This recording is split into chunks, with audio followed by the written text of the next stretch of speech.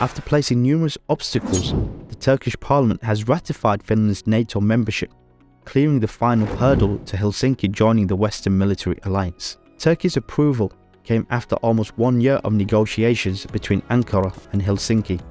Sweden has been left in the cold as Finland previously vowed to only join the alliance with its Nordic partner, but Finnish officials abandoned the position once Turkish President Erdogan said Turkey could approve Finland without Sweden.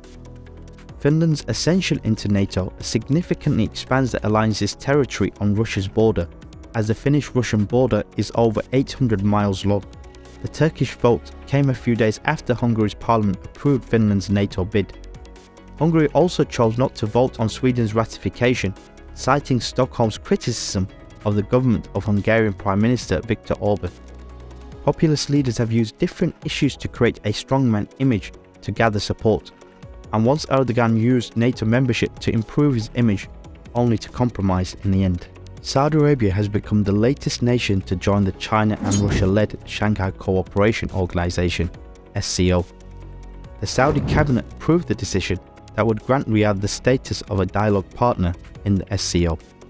Aside from China, the SCO has 8 other members that include India, Pakistan and Russia, as well as 4 Central Asian countries. Iran also joined the SCO as a permanent member last year.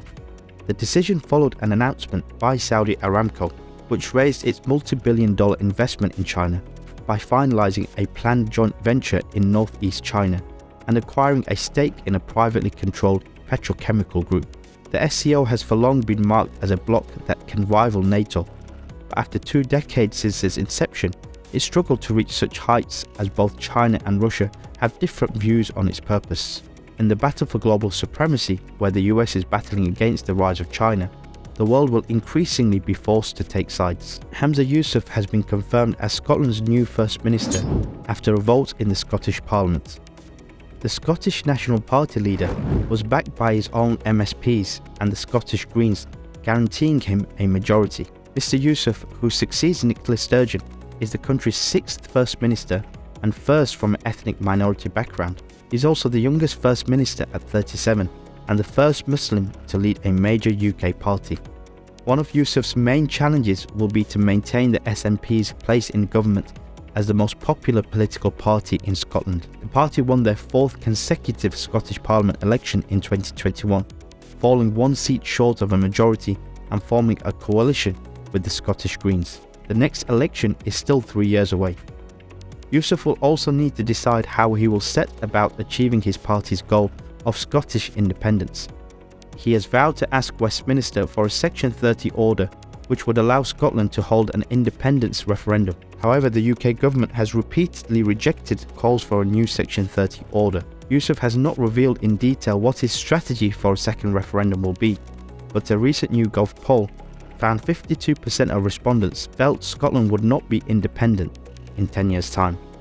Israel's far-right Likud party and other members of the ruling coalition pushed back against the US President Joe Biden's criticism of Israeli Prime Minister Benjamin Netanyahu and the country's proposed judicial reforms. Biden said he wanted genuine compromise on judicial reforms, and he emphasized that he would not invite Netanyahu to the White House in the near term. This is the first time the US has publicly criticized Netanyahu since he took office at the end of 2022, which points to changing US sentiment towards Israel, particularly within the Democratic Party and the US Jewish community. In response to this shifting US opinion, Israel's right and far-right parties are increasingly emphasizing Israel's independence, and they will propose that Israel leans on its Abraham Accords partners and even China to make up for possible gaps in the US-Israeli relationship. However, sustained US criticism could cause splits in Israel's ruling coalition, causing more centre-right Likud lawmakers to break away from the government. This fracturing would either sink Netanyahu's proposed judicial reforms or bring down the government. New polls suggest that if Israel holds new elections, Likud will nearly lose its status as the largest party in the Knesset.